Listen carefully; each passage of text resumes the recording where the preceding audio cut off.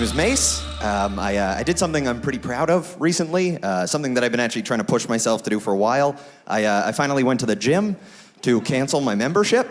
So, thank you, it feels good. I hate that place. I don't get why they put giant mirrors on the wall of the gym. That's just sadistic. The whole reason I'm at the gym is because looking in the mirror is not a positive experience for me. I don't want to watch myself work out. It doesn't look like I'm exercising. It looks like I'm trapped in the machine and can't get out.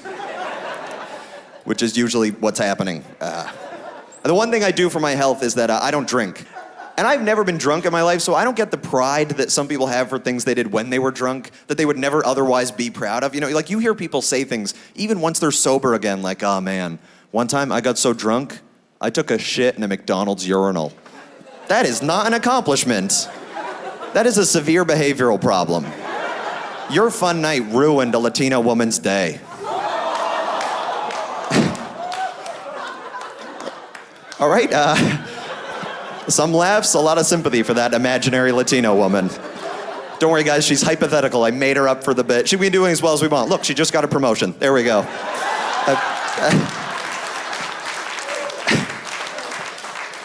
It is weird. I don't drink, but I spend so much time in bars because of comedy, and I actually recently got in my first bar fight, which I don't know why I say first, like there's gonna be a plethora of them, but especially being the type of person that says plethora.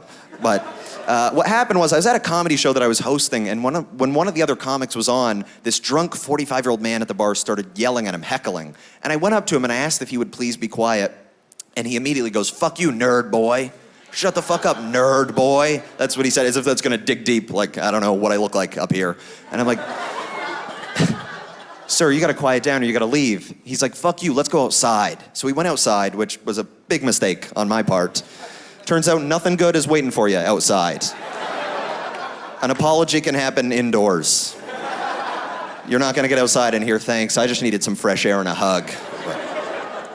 But I went outside with the guy, and I got a couple steps out the door, I turned to look at him, and then he headbutt me in the face, which is a very intimidating opening move, you know? I was like, who am I fighting, Sub-Zero from Mortal Kombat? And I always thought I'd be able to talk my way out of a fight if I got in one, but as soon as you get headbutt, you realize that is not happening. You know, this guy is using his face as an extra fist. That doesn't exactly scream good listener. So he hit me and I was shocked and I pushed him back and then he dropped his crutches and then, not proud of that part, but started punching at me.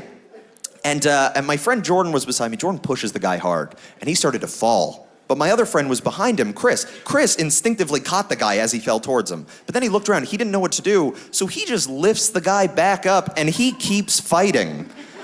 And I'm just looking at Chris like, whose side are you on right now? And so finally they kick him out and everybody's like, "Mayce, you got assaulted. You should call the cops and report it so he can't come back here and do it again." And I did.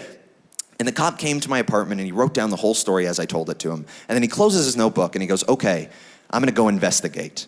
And then about an hour later, I swear to God, I get a call from this police officer, and this is exactly what he says. He goes, "Hi, Mr. Galoni. I found the guy. I spoke to him. It turns out he was just drunk and angry." "Thanks for the investigation, officer. How'd you crack that case wide open?" What are you supposed to say to that? He was drunk and angry? Oh, I thought he was horny and whimsical. I thought clearly nobody taught him how to Eskimo kiss. That's gonna fuck up his flirting game.